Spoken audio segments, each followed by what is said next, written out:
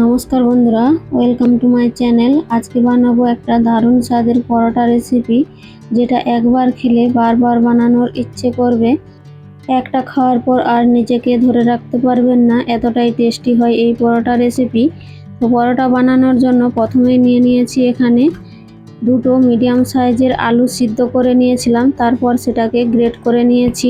এবারে দিয়ে দিয়েছি তার মধ্যে লবণ, এখানে দিয়েছি ঝালের জন্য শুকনো লঙ্কার গুঁড়ো, আর দিয়েছি ভাজা জিরের গুঁড়ো, আর দিয়েছি এখানে ধনেপাতা কুচি, তারপর দিয়ে দিয়েছি এখানে আমচুর পাউডার।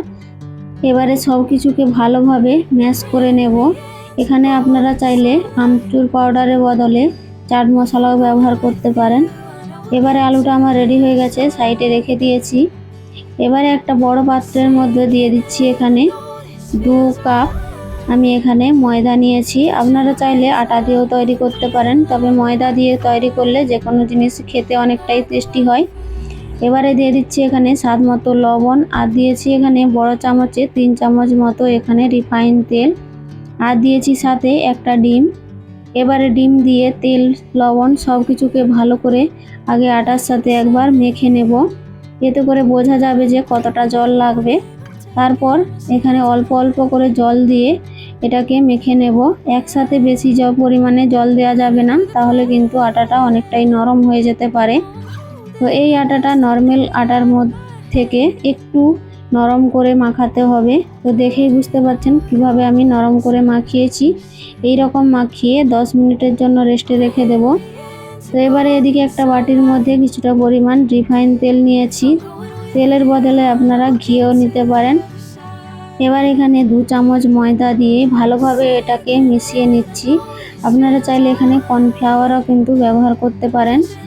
এই রকম পাতলা একটা ঘনত্ব দেখতেই পাচ্ছেন, আমি এই রকম করে তৈরি করে নিয়েছি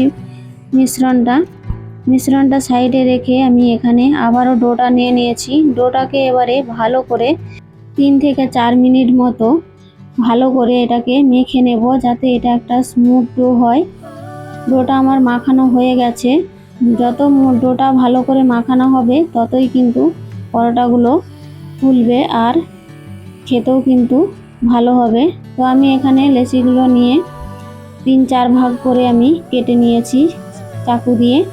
তারপর একটা ছোট এখানে লেচি নিয়ে নিয়েছি। তারপর এখানে চপিং বোর্ডের ওপর রেখে শুকনো আটা দিয়ে এটাকে বেলে নেব। এইখানে কিন্তু তেল দিয়ে বেলা যাবে না, এটা শুকনো আটা দিয়েই বেলতে হবে। এবারে একটা পাতলা আমি একেবারে খুব পাতলা একটা রুটি বেলে নেব। এখানে কিন্তু গোল রুটি বা কোনো রকম করার দরকার নেই, রুটিটা শুধু পাতলা হলেই হবে, এমন একটা রুটি বানিয়ে নিতে হবে। তারপর এখানে দিয়ে দিচ্ছি যে আমি মিশ্রণটা বানিয়েছিলাম তেল আর ময়দার, সেই মিশ্রণটা এবার ভালোভাবে কিন্তু লাগিয়ে নিতে হবে।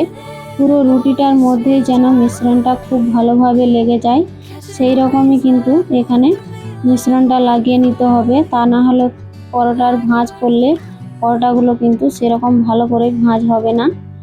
এইভাবে ভালো করে লাগিয়ে নিতে হবে। তো দেখতে পেলেন আমি কিন্তু কত সুন্দর করে লাগিয়ে নিয়েছি। এবারে হাতের সাহায্যে এক সাইড থেকে এইভাবে গোল করে পাকিয়ে নেব, আর এদিক থেকেও কিন্তু এক সাইড থেকে এইভাবে গোল করে নিয়ে এবারে দুটোকে একটা সাথে মিশিয়ে নেব।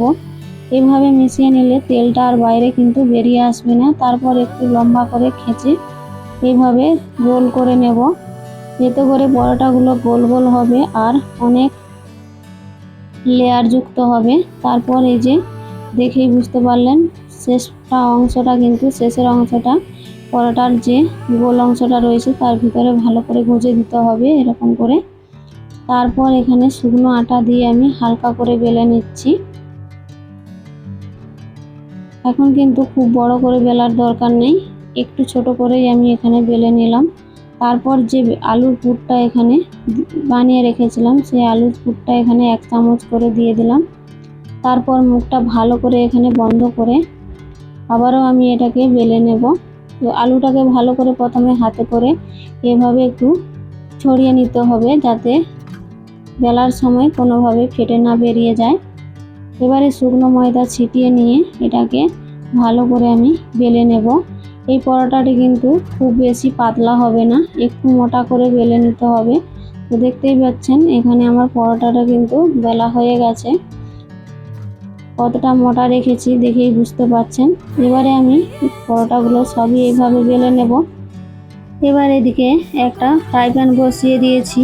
গ্যাসের ফ্লেম এখানে মিডিয়াম রেখে তাওয়াটা ভালো করে গরম করে নিয়েছি। তারপর পরোটাটা দিয়ে দিলাম। পরোটার একটা সাইড এখানে সেঁকে নেব আগে। এইভাবে সেঁকে নিলে অল্প তেলেই কিন্তু পরোটাটা ভালোভাবে ভাজা হয়ে যায়। দুটো সাইড ভালো করে সেঁকে নিয়ে তারপর এখানে দিয়ে দিচ্ছি রিফাইন তেল। আপনারা চাইলে পরোটাটা ঘি দিয়েও ভেজে নিতে পারেন। তো আমি এখানে রিফাইন তেল দিয়ে ভেজে নিচ্ছি। এক সাইডটা তেল লাগিয়ে ভালোভাবে এখানে খুন্তির সাহায্যে লাগিয়ে নিলাম।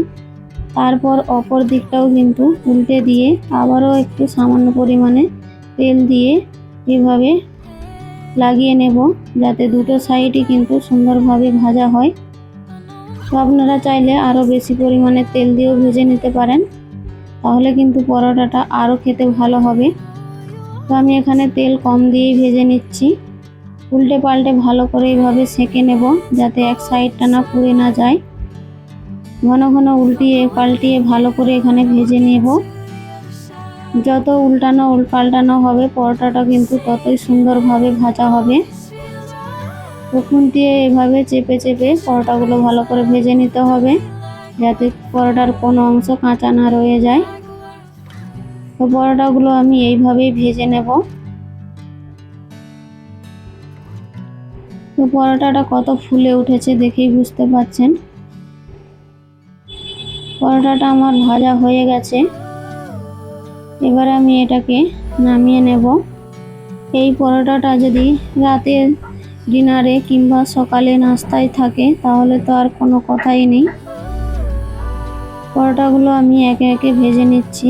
দেখতেই পাচ্ছেন পরোটাগুলো দেখতে যতটা সুন্দর হয়েছে খেতেও কিন্তু ততটাই টেস্টি হয়। তো একবার বাড়িতে অবশ্যই ট্রাই করতে পারেন এইভাবে পরোটা। আর পরোটাগুলো দেখেই বুঝতে পাচ্ছেন কতটা লেয়ার যুক্ত হয়েছে, আর নরম তুলতুলে, আর উপরটা কিন্তু ক্রিস্পি। তো আজকের পরোটার রেসিপি যদি ভালো লাগে তো একটা লাইক দিয়ে দেবেন, কমেন্ট করে জানাবেন, আর শেয়ার করতে ভুলবেন না, সাবস্ক্রাইব করে পাশে থাকবেন।